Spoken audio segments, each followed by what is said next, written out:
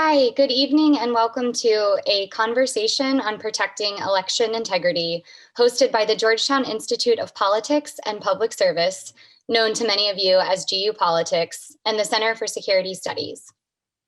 My name is Caroline Donnell and I'm a master's candidate in Security Studies, class of December 2021, and a certificate candidate in Georgetown's Institute for the Study of Diplomacy. As a current student of security studies, I, like many of you, am actively engaging with the impacts of technology on national security and the importance of America acting as a model for and promoter of free, fair, and safe democratic elections. In that spirit, I am thrilled to introduce tonight's special guest, Chris Krebs. From November 2018 to November 2020, Krebs served as the first ever director of the Cybersecurity and Infrastructure Security Agency at the Department of Homeland Security, tasked with ensuring that the American government's infrastructure could stand up to bad cyber actors, both foreign and domestic. Following the agency's creation of a website debunking election-related disinformation, Krebs was fired publicly via Twitter by then President Trump. Outside of public service, Krebs has also worked in the private sector as the director of cybersecurity policy for Microsoft. The conversation tonight will be moderated by Mo Alathi, executive director of the Institute of Politics and Public Service. Please join us in the conversation by tagging @GUPolitics and @GeorgetownCSS and using the hashtag GUPoliticsForum on social media. For those in the Zoom room, you can submit your questions using the Q&A button at the bottom of the screen. Mo, over to you. Caroline, thanks so much for the introduction and for all that you do at Georgetown. It's a pleasure to have you with us tonight. Thanks to everyone from the Georgetown community who's joining us here in the Zoom, and to everyone else who's tuning in on our social media platforms. For what I think is, I'm excited about this conversation, a topic that we've all been giving a lot of thought to in recent months. As Caroline said, you're going to have a chance to be part of the conversation. If you're here in the Zoom, feel free to click on the Q&A tab at any point during the program. You can start populating your questions now. At a certain point, someone from the team will let you know when we're ready for your question. And then we'll bring you up on screen to ask it yourself. So make sure you are camera ready at that point. Chris, thank you for joining us today. Thanks for having me on, and I'm just going to apologize in advance. I've got 5 kids, 2 dogs, and I'm in the basement trying to find a quiet spot. So there may be some interruption at some point in the next hour or so. Dude, I'm in my attic, hiding from my kids and dogs, so we're in the same boat. Listen, I want to start just to get a baseline of information here.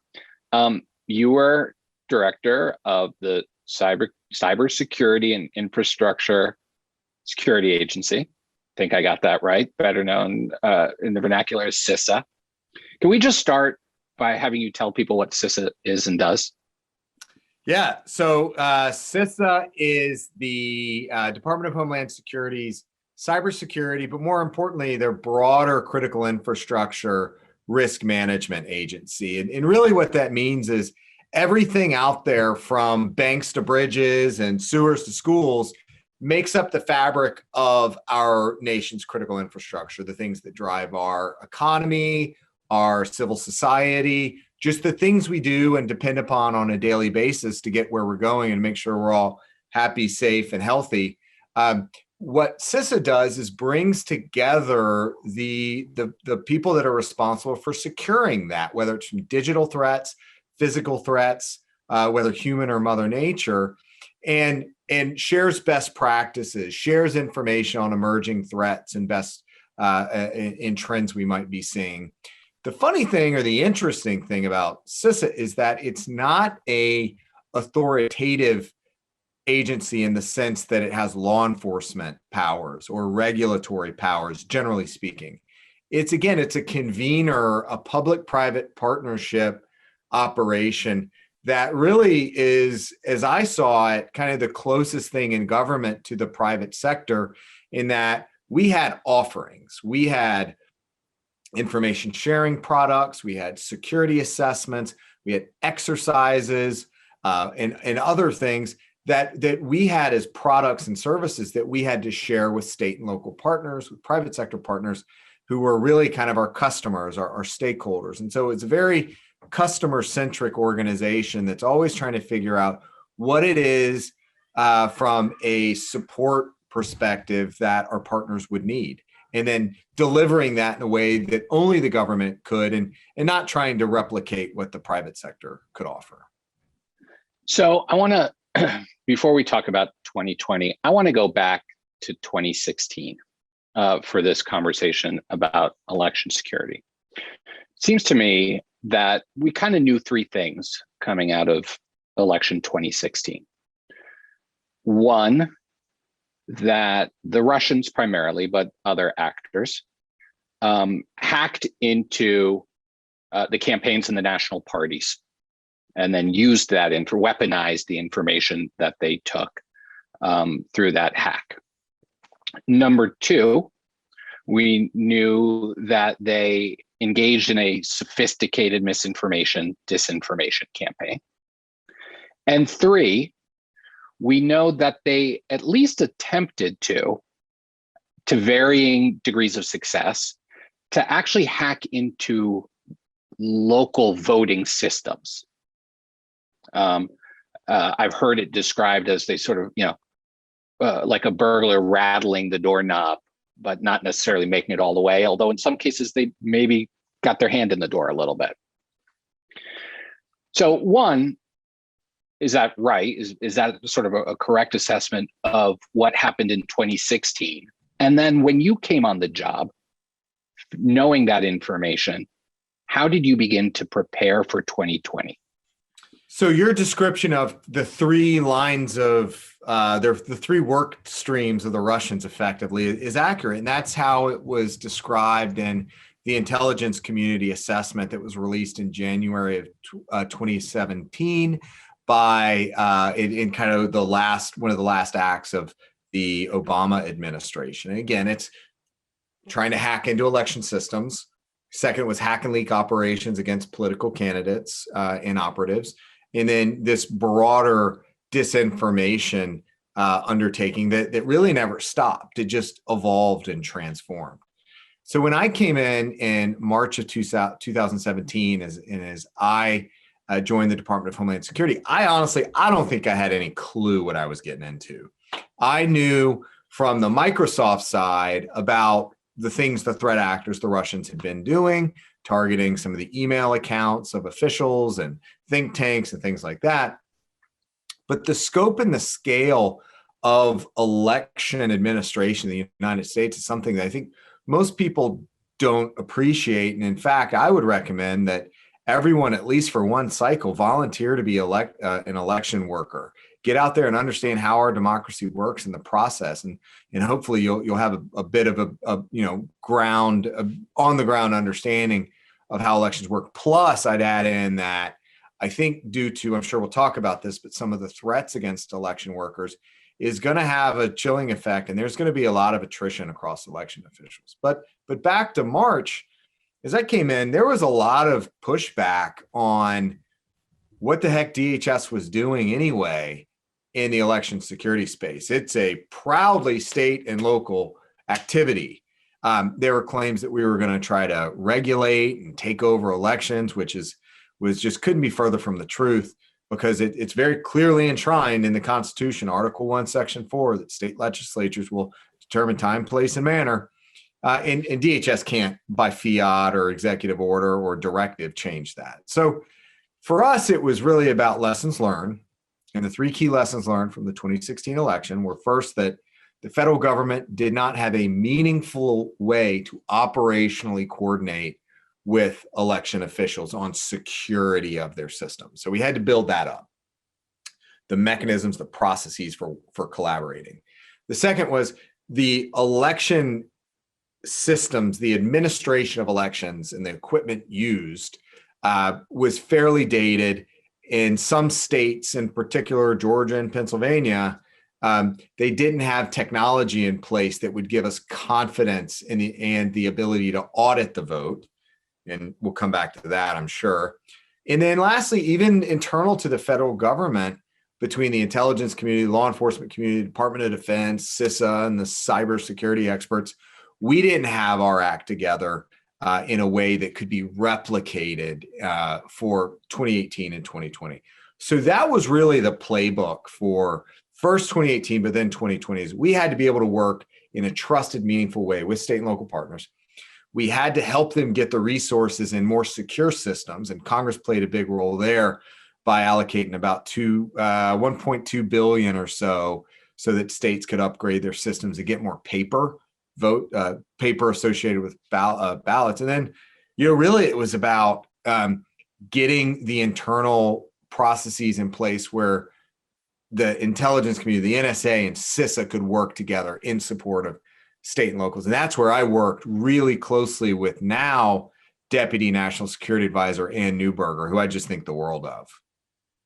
So I want to talk about a couple different pieces that you just referenced. So let's start with this, notion of these elections aren't controlled at the federal level. They are local, they are state-based. And so you got 50 and more different election systems in many cases. If I'm a bad actor, right, and I want to influence a national election, I don't need to impact the overall vote. I just need to go into a couple of precincts in a couple of counties, and that could swing a state.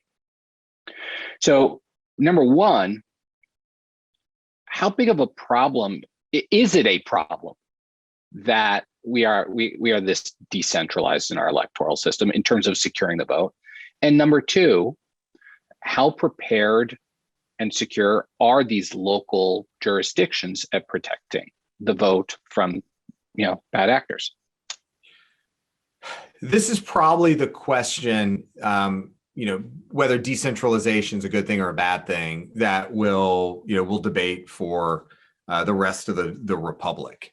But my key takeaway was that the framers got at least one thing right when they said that states and not the federal, particularly the federal incumbent, dictates the process on how elections run. You never want a participant in a race to be judging the outcome of the race. There's just too much opportunity for mischief and corruption. That said, a degree of standardization is required, particularly from a transparency perspective. You can't have black box elections. You want to know what the target you're shooting at and that everybody is compliant with a certain set of generally understood. And the Election Assistance Commission plays a role there. They have a set of voluntary voting system guidelines. They don't go far enough. I think they focus on election systems. They need to focus more broadly on e-poll books and voter registration databases and all of the kind of stem to stern technology aspects. But it does go to the fact that every state has systems that are deployed that either meet a federal standard or a state standard. And sometimes the state standard exceeds the federal standard. So yeah, there are standards in place. But to the point about at your local election level, it is just not reasonable to assume that you're going to have a Windows administrator expert and several cybersecurity officials that are there that can monitor on a daily basis. And because again, we're talking on the order of 10,000 jurisdictions where sometimes elections administration is other duties as assigned. And that's I think there are a couple things that we need to do about that. First is we need to make sure the funding is there for election administration. Again, that's what Congress did a great job of over the last several years, but it's got to be consistent. You have to be able to set not just your clocks, but your budget process so that you can hire a person and say, hey, I can pay you this year, and I know I can pay you next year and the year after. But if it's a 1 year, if it's an injection of cash now, you might not see more money for 7 years. It's really hard to hire good quality talent in the cybersecurity space with that kind of uncertainty. But it's even bigger than just elections. It's state and local government agencies writ large need to go through a digital transformation. And I'm concerned that COVID is going to have a disproportionate impact on local communities and their ability to upgrade their technologies. And so I think the administration has an opportunity here with their infrastructure package to also include a grant program to help boost elections and just general state and local government agencies for citizen services. And that can also really get to the heart of some of the outsized impact that ransomware is having on state and local agencies. Just a quick reminder to the audience here in the Zoom, feel free to be populating your questions throughout the course of the program. We're going to start turning to you fairly soon. So that was a good time to get your questions in. There's so many different directions I want to go in here, but let's talk about COVID, right? Because you come in, everyone's talking about this problem of foreign interference. You start to try to get things ready for 2018. You get through that. You're starting to look ahead to 2020, and then COVID hits. Talk to me about how that impacted your planning for the 2020 election. It was about the last thing we needed, for various reasons. I don't on a whole host of levels. Yeah, but elections are already complicated, and there was a whole lot of pressure put on election officials to ensure that this election was secure and free and fair. And then you throw in these complicating factors of, you've now got you can't use touch screens. You've got to use one-time pens or pencils.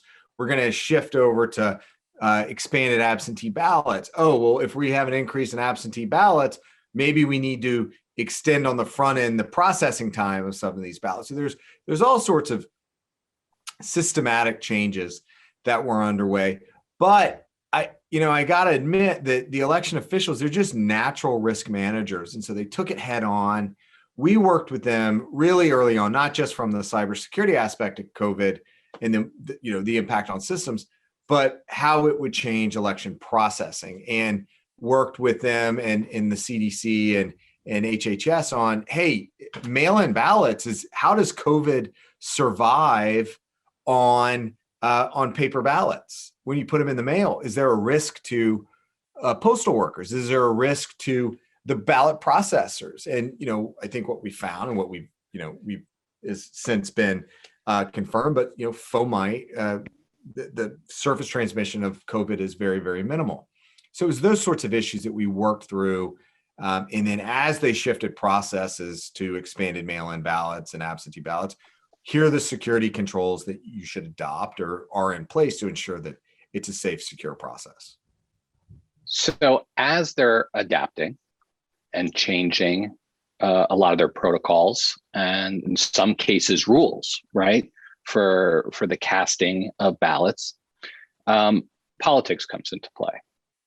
I was thinking about this earlier. After the 2016 election, we kept talking about misinformation, disinformation from foreign actors. And suddenly a lot of it was coming from domestic actors, though probably with quite a lot of assistance from foreign actors on social media. And we're all very aware of how that all played out. But I'm wondering, if your thoughts on how that was playing out in real time leading up to Election Day and the immediate aftermath, but also how both of those things come back to that central issue of misinformation, disinformation, and what our response can be to that. Well, I think we really first saw it. We first probably saw it in 2016 with the former president starting to kind of throw in the narrative that it'd be a rigged election, and then he won. So put that plan and that response on the shelf. Maybe we'll bring it back. But I think we started seeing that again pop up over the summer with that expansion to absentee and universal mail-in ballots, as it was being called. And it was funny because that narrative kind of shifted over time as feedback came in from states and from state Republican parties in Florida, for instance. And hey, absentee ballots are really bad, really bad. A couple days later, no, this kind's okay. The other kind's not good. It's all the same. It's all the same process in terms of how ballots are received and how they're counted. But what was happening on the ground was there was a chilling effect on Republican turnout in some states because of the president saying that it wasn't a secure process. But that narrative developed over time. But we knew it was coming. But the bigger problem was that as we threat modeled for the 2020 election over 3.5 years, the way we framed it was, how would any actor seek to either technically disrupt an election or undermine confidence in an election? So we had, dozens of scenarios built out that, you could, to your point, you could go find that one township in Pennsylvania and claim that you did something. And it could be a pivotal county or whatever that would all of a sudden, be within the margin of error. And good luck. You now have to disprove a negative that somebody on Twitter said that something happened. And that's what I think ultimately, as we got out of the summer into the shoulder season and into the fall, we were less concerned about an actual hack manipulating machines because we just hadn't seen any of that activity. We kind of were getting a sense that, the big players were going to sit this one out. But there was still room for maneuvering for disinformation. And the Iranians got involved there. October 22nd, they sent out some emails claiming to be the Proud Boys to voters in Florida, that they were going to come after you if you didn't change your registration and vote for Trump. And so there was still, again, areas for mischief. And so we had to get on top of it quickly. And to your point about what can we do about some of these threats is I'm a big fan of sunshine is the best disinfectant. If the thing is already in the mainstream, and as soon as those emails from the Iranians claiming to be the Proud Boys were in the press, we had to engage. And from first contact with the Iranians to public notification over at FBI headquarters was 27 hours, which was just really, really fast. And my motto here was, just like sunshine's the best disinfectant, for these sorts of operations, speed kills. You want to be very deliberate and precise in how you kill them. But at the same time, and this is the challenge with disinfo and misinfo, is what's known as the liar's dividend. And that's where by talking to the lie or the disinfo, you actually amplify it and you give it credibility. And so there's that balance of, is this one ready for interruption yet? Is it ready? Is it ready? Okay, now it's live, go get it. So you don't want to draw attention to a thing, but if it's already out there, you've got to just kill it with fire. We're going to start taking some student questions in a moment, but I want to stay on this a little bit longer. You came from the private sector, right? You were at Microsoft. And the partnership between the federal government and the private sector in dealing with this has to be pretty intense, right? Whether it is working with local election officials to make sure that they've got the training and everything that they need to operate the systems on election day, or working with the social media platforms on dealing with this misinformation, disinformation issue. I'd love your thoughts on that, particularly the social media piece of it. So I got to give the platforms, the teams that are toiling away in the bowels of the Facebook factory and the Twitter factory and YouTube and all that, a lot of credit for how far along they came. They hired, they invested, they put a lot of effort into establishing policies to disrupt operations. And sometimes those operations were disrupted based on tips from the federal government. But you just look at, it seems now almost on a weekly basis, or at least a weekly basis running up to the election, there would be some sort of global disruption of a coordinated and authentic behavior campaign. And so they stepped it up. But when you step back, disinformation in misinformation campaigns are much broader than just the social media platforms. Things have changed so much even since 2016. We saw, for instance, the Internet Research Agency shift off of the building Twitter profiles and pages and Facebook profiles to going to online journals. And even more, they shifted operations to proxy fronts operating out of other countries, including Mexico and Ghana. So they took it out of Russia. They took it to another country where they thought they had some obscurity, and then they start hitting journals and what looks like real media. And so it's just an evolution of the adversary, and that tells me that some aspect of the social media disinfo disruption process was effective. Now, that doesn't mean it's all gone away, but something is working. And we've got to keep addressing it. But that's on the supply side. We've ramped up efforts to disrupt supply of disinfo, but I continue to view it as a supply demand problem. It's something is pulling in. There's a pull factor for conspiracy theories and disinformation operations where it's just finding willing buyers and really solid purchase here. That I think that's where we have a lot of work to do as a government, as a society. We have to increase digital literacy, civics education. I think too many people just kind of forgot how elections work, and they've probably at the same time become a little too complicated. So we've got to up-level our understanding and our engagement, and make people just a little bit more resilient to the garbage that they may see screaming across the internet. So I want to ask one last question before we go to the students and take it away from just purely the electoral. CISA's mandate is much broader than elections. That's what got a lot of attention, obviously, yep. But it's much broader. As you described it, protecting all of our critical infrastructure. Right towards the end of your tenure, we saw some of the vulnerabilities, right, with the SolarWinds hack, which was a pretty significant hack at a fairly significant scale that affected both the private and the public sectors.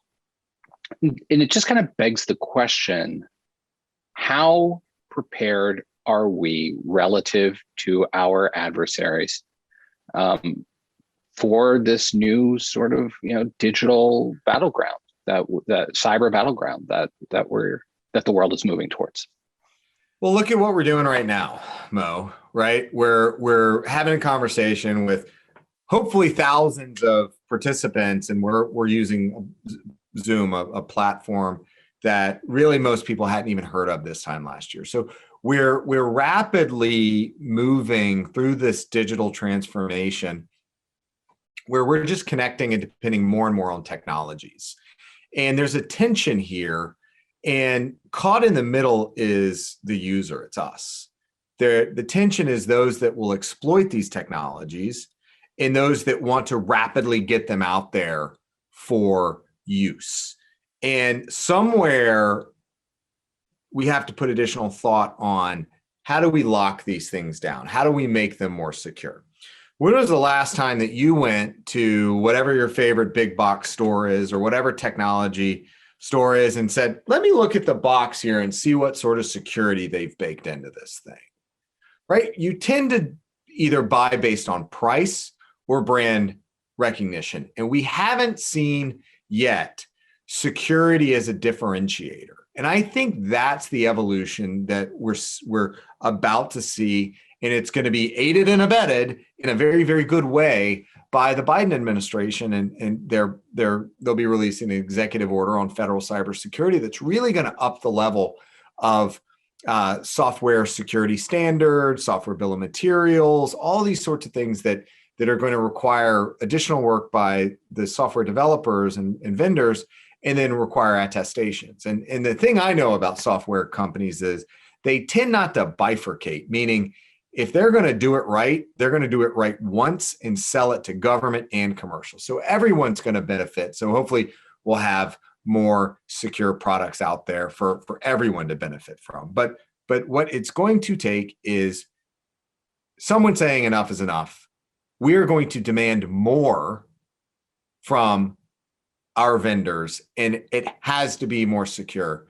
And so that, I hope, is going to be that next leap ahead. And you know what? Software vendor could say, you know what, we're not going to sell to the federal government, so we don't need to comply with those standards. But I can guarantee you that there's going to be some kind of label or good housekeeping sign of cyber approval that's going to come along that will make it much more clear of who does what and how seriously they take security. Okay, let's start bringing members of the Georgetown community into the conversation. When I call on you, your camera will be on. Introduce yourself, tell us your name, your Georgetown affiliation, where you're zooming in from, and then please ask your question. So first up, let's start with Adam. Hi there, my name is Adam. I'm an undergraduate at Georgetown in the SFS, and I'm calling in from New York City. At an event last year at USCIS, you joined with the Cyberspace Solarium Commission to speak about election security. And last year, you mentioned that the best way to secure American elections was to create a paper balloting system and to revert to a paper balloting system. And in states that have gone completely digital, to create some sort of paper auditing trail that you can follow. Do you still believe that this is the best way to secure American elections in the future? And how feasible do you think it is that this is actually going to happen for states to return to paper ballots? Thanks. I mean, this is really the question of the 2020 election. So in 2016, about 80% of votes cast in the United States presidential election had a paper record associated with it.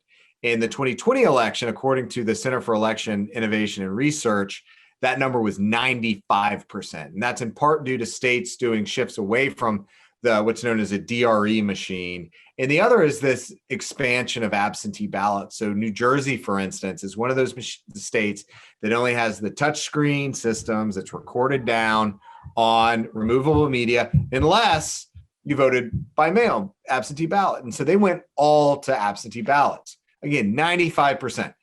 Two states, Pennsylvania, it's a Commonwealth technically, but Pennsylvania and Georgia went to a paper audit trail system from 16 to 20. And I'm telling you right now that if they had not made that push, it would have been much, much harder for me to get up there and out there and say with the same level of confidence that we know that there wasn't any interference. We not only didn't see any activity that would lead to any sort of suspicion of tampering, but the proof was in the ballots, the paper. You could go back and audit and recount. That's what Georgia did. They did a statewide audit and then they recounted again. So for me, it's just the tangibility of the paper receipt where you can go back and you can count and you can count and you can count. And it's about evidence-based elections, but we really got to close out that last 5%. And we also have to make sure that states are conducting meaningful post-election audits along with that audit trail. Okay, Adam, thanks for the question. Let's turn next to Edgar. Edgar, go ahead and introduce yourself. Hi, Mr. Krebs. My name is Edgar, and I'm a current grad trying to complete a finance, and I'm zooming in from Davis, California. My question is, will the government ever retrofit the Office of Personnel Management beyond Einstein? This is ongoing with the new outlook of hacks. What are the difficulties with upgrading the system, and what would it take to convince our government that our cyber is critical to our infrastructure? So generally what you're asking here is the state of cybersecurity across the federal civilian agencies. One program that's known as Einstein, which is a combination of an intrusion detection system, an intrusion prevention system, as well as a couple other threat feeds and things like that. It's not state of the art, it's dated technology. So what the heck are we going to do about it?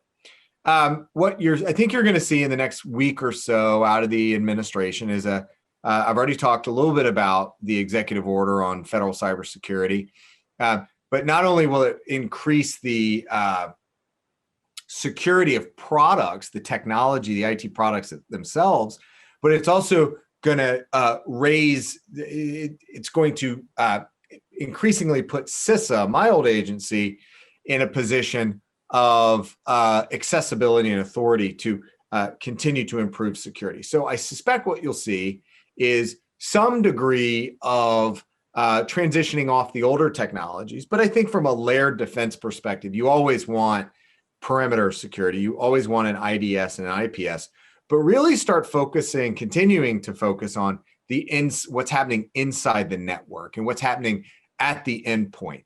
So the 21 the National Defense Authorization Act gave CISA the authority to go proactively hunt on agency networks. They couldn't do that. They had to do a mother may I, and agencies didn't always say yes. Then they had to figure out how to pay for it, and neither were in place. So now you've got the authority to go hunt, as well as under the recent COVID relief package, about $650 million to in part pay for the technology, the product, the EDR, the endpoint detection and response, and the host-based analytics capabilities, as well as the analysts to get out there. So that to me is active hunting with network and host-based analytics, as well as a protective DNS feature that will limit be looking for malware callouts from within networks.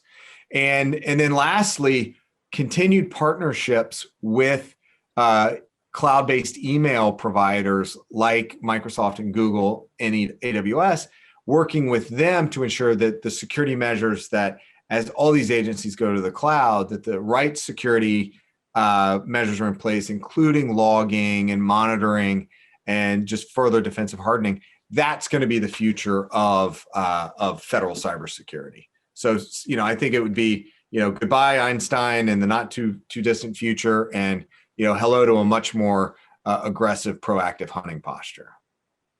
Edgar, thanks for the question. Let's bring Caroline back to ask a question. Hi, Mr. Krebs. First, thank you so much for your time and all the information. It is fascinating and very valuable. I'm curious, cybersecurity, admittedly for myself as well, can be a really difficult and intimidating practice to even try to understand. So I'm wondering how government officials can help explain some of that transparency and avoiding black boxes that you were talking about. The security procedures and mechanisms, both at a state and federal level, to the American public, especially at a time when there's so much mistrust surrounding elections about a topic that is very hard to understand. And do you see this, how feasible do you see this, and sort of what approach should we be taking to open up, explain how these things work, but about a very complicated topic? And this is really the challenge, that it's not just for government, but if you go talk to any chief information security officer or cybersecurity expert within a big company, the challenges of communicating in a back and forth way with your board of directors or your general counsel or your CEO, it's complicated because you live in a technical world and you need to translate it into business terms.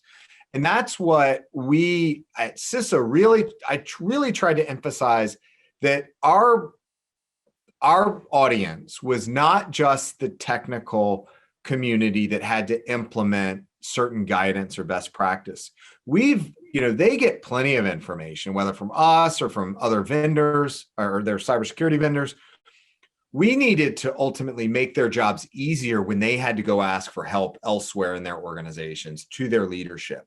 And so we really expanded the C-suite and the board and the general counsels as a target audience. And what that takes is much more business-oriented discussion about risk and risk management and how cybersecurity starts at the top. And what are just some basic concepts that you can distill down for leaders? And that, about a year and a half ago, we released the CISA Cyber Essentials.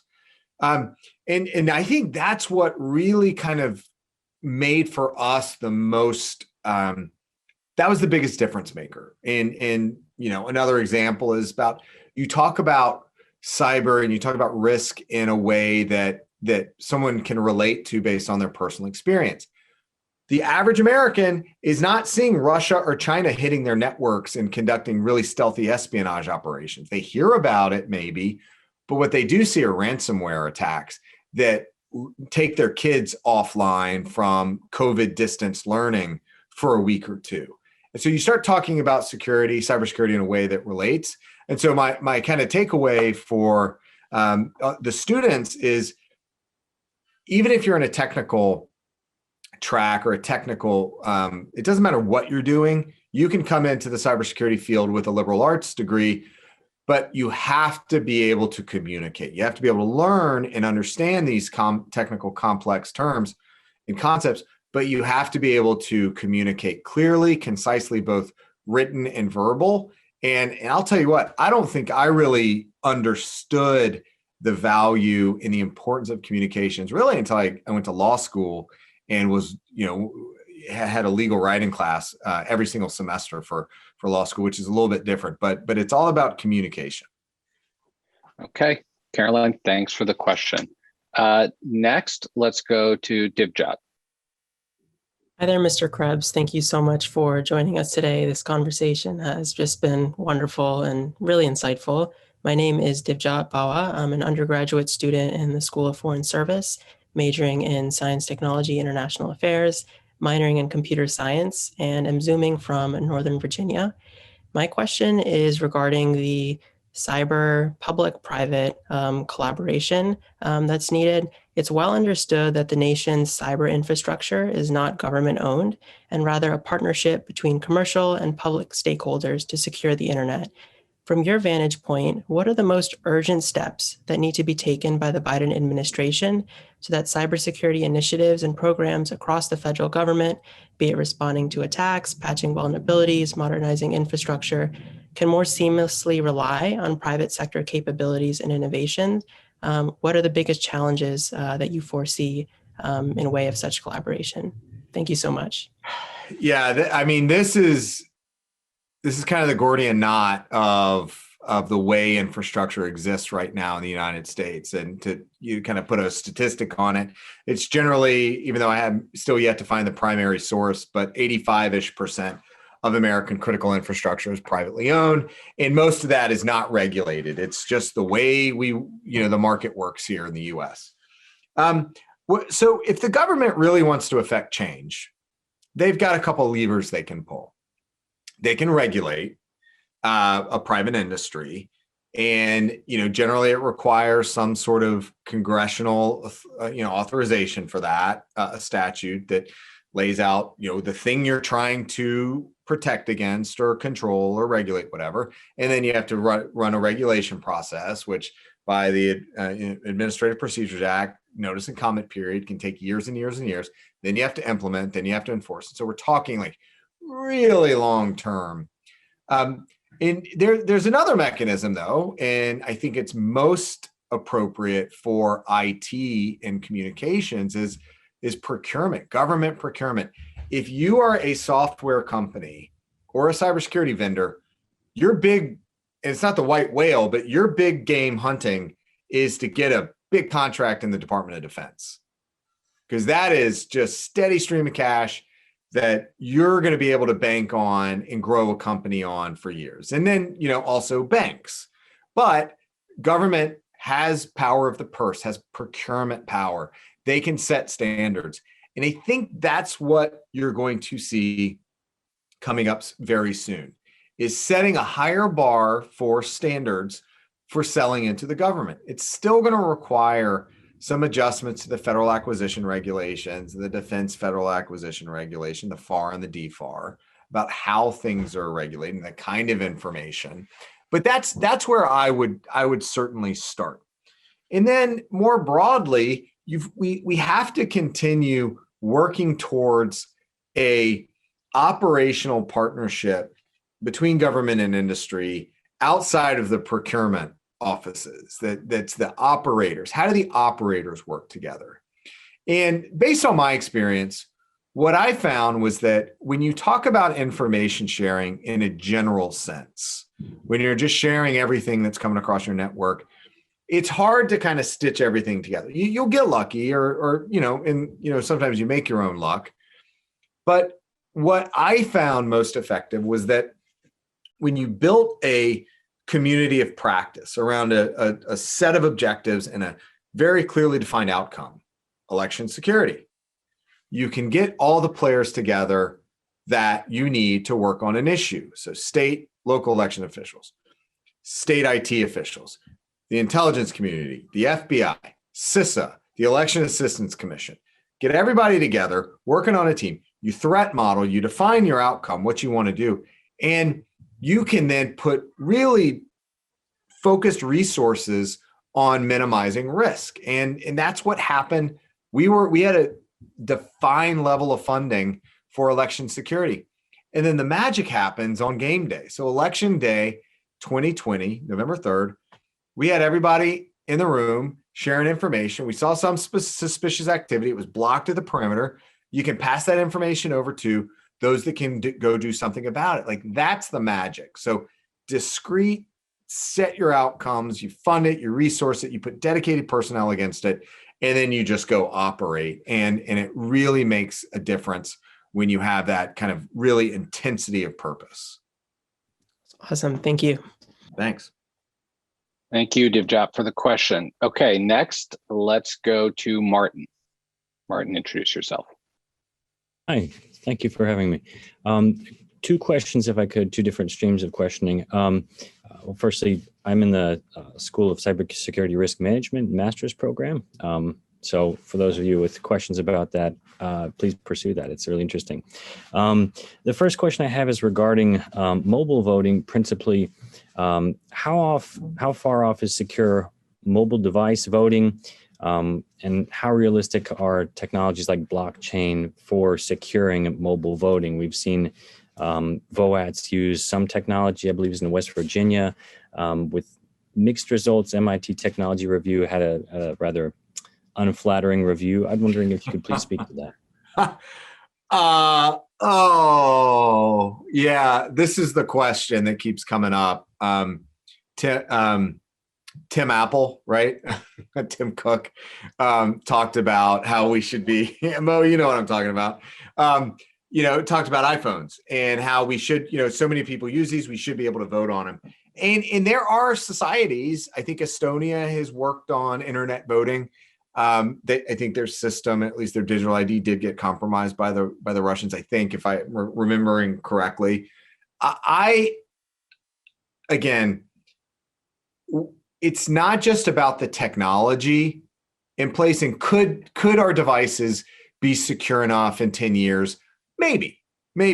But I'm as much worried about the perception hack as the real hack.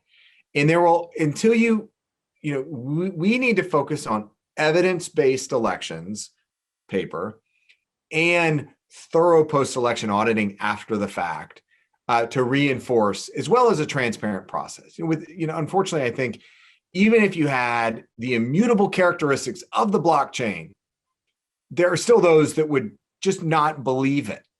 And granted, you're going to get that in paper too, but I think that we focus on evidence-based elections and meaningful post-election audit, not just of the vote, but of the entirety of the process, from registration and all that good stuff. That's where I would put all my resources. But don't listen to me. Listen to the National Academy of Science, Engineering, and Mathematics. They talk about it in their report from 2 years ago. It's the Securing the Vote report. Matt Blaze, Georgetown, he talks about it, and we're nowhere near where I would have confidence in terms of mobile voting. Thanks, Martin. All right, let's go to Pete.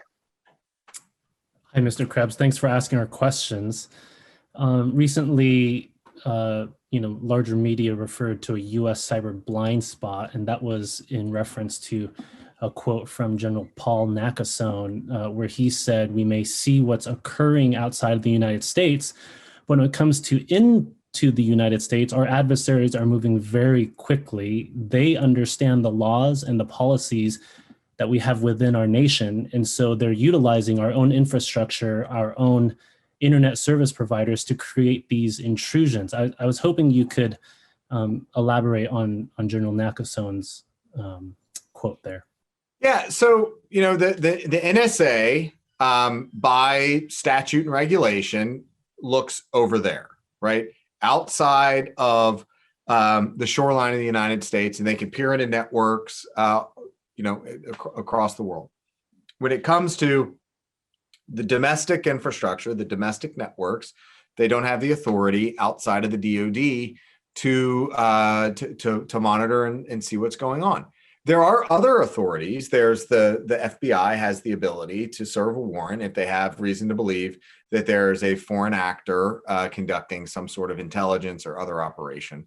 It does take time to both have the information to gather the information that you may suspect something's happening, and then get the warrant, put the warrant in place, and the adversary could be gone by the time you get there. And we have seen both Russia and China in particular use virtual private servers, leased cloud infrastructure, and they can spin that stuff up in a matter of minutes and maybe only use it for an hour or a day or a week. And sometimes that doesn't match up with the investigation. I don't think, though, that the answer, and I am yet to hear that General Nakasone is suggesting that the NSA have powers to surveil broadly within the United States. I think there are ways that we can work with the cloud hosting providers to give us a little bit more information on who is using their services. There isn't a registration requirement or know your customer regime required by the government. And that may be one way that we can do this, is just say, look, you've got to establish the identity of whoever is using your service, and particularly their nationality. And if they're of foreign extraction, you need to take some sort of information from them, a passport or whatever. So for follow-on investigation, I think that's where you start. You certainly don't start by trampling on the Fourth Amendment. And again, General Nakasone has not suggested that. I am not aware of any suggestion of his, but I'll say that the last administration, on kind of an 11th hour, did issue an executive order that would, for infrastructure as a service, cloud infrastructure, would require the implementation of a know your customer regime. And from what I understand, this administration is keenly interested in seeing what it would look like to implement that. And I think it's a great first start just to have a know your customer regime.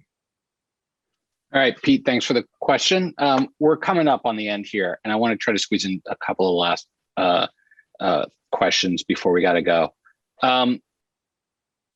President Biden just announced the new head of CISA, Jen Easterly, who longtime intelligence official, helped set up U.S. Cyber Command. So first, your just general thoughts on that appointment, and you may have touched on this in other questions. If you were to give her one piece of advice on the next big thing to look out for, what would you give her? So I think Ellen Nakashima from the Post first scooped the story Sunday night that Chris Inglis, who's formerly the deputy director of NSA, was a Cyber Slam Commission member, was going to get the National Cyber Director job. Jen Easterly would get the CISA job, and then Rob Silvers would get the the DHS Policy Undersecretary job. And I said it was a brilliant pick. I mean, I've thought even more. These are slam dunk picks. It's just exactly what CISA needed right now. And this is kind of this was my argument going out the door. Go big, bet big on the next CISA director. Let's make this from a financing round perspective, let's make this a Series C to Series D move. Go to an established executive that knows how to run big organizations in complex environments. Go big here. And Jen, in addition to her time in the military, where she was a decorated Army officer and a NSA civilian, she has spent several years as a senior executive at a large bank in New York City. And she's got the private sector and the government experience. So big, kind of that one piece of advice to her is go slow to go fast, right? Is a political, you come in with a lot of pressure and there's a lot that you want to get out of the way, but understand that you're surrounded by career government employees, and a little bit of empathy goes a long way in understanding what their challenges are on a daily basis, and meeting them where they are is going to just build up a rapport that you can be hugely successful. All right. And so last question. We've talked about some of the things that federal government should do, things that local government, state government should do, things that the tech companies ought to do. You just gave some advice to your successor. Give some advice to us, right? Security, there's an individual consumer responsibility when it comes to security, I suspect. What can you're talking to a bunch of young people here, what can they do to help ensure better security in all these systems, particularly when it comes to elections? Ask questions, be curious. To your McDonough School grads, think about when you're an executive, to anyone that's an executive down the road, what is the safety and security of your customers, the safety and security of your workforce? You'll always be thinking about your corporate citizenship. And that's kind of one piece. Is you see every day all these big tech companies that are household names. But below that line, there are hundreds of companies that are systemically important throughout the IT space in particular.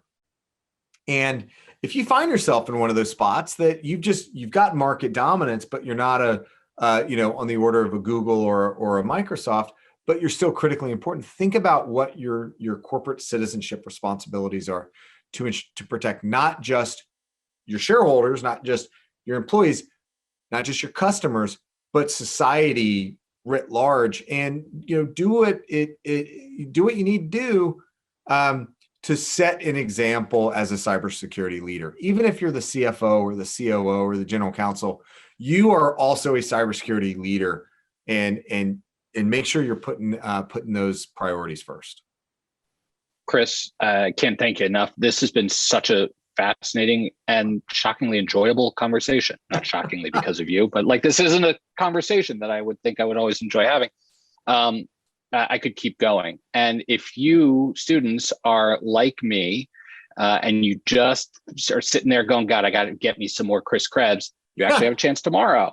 It's coming back to Georgetown. Sarah Sendek, one of our Institute's fellows this semester and former head of public affairs at CISA, has her weekly discussion group at 4 p.m. And Chris has agreed to come in as a guest into that session tomorrow for a more intimate off-the-record conversation. So anything he couldn't tell me, he's going to tell you tomorrow. I want to thank so much our partners in putting this event together at the Center for Strategic Studies at School of Foreign Service, and Caroline for your introduction earlier. And I want to thank everyone who tuned in, both here in the Zoom and on our social media platforms. As always, we've got some more exciting programming coming up in the next couple of weeks before the end of the semester. We're going to try to jam in a few last big events. So please continue to follow us on social media at GU Politics, or going to our website, politics.georgetown.edu, to get more information on those upcoming events. And with that, Chris, thanks again for sharing your time and your thoughts with us this evening.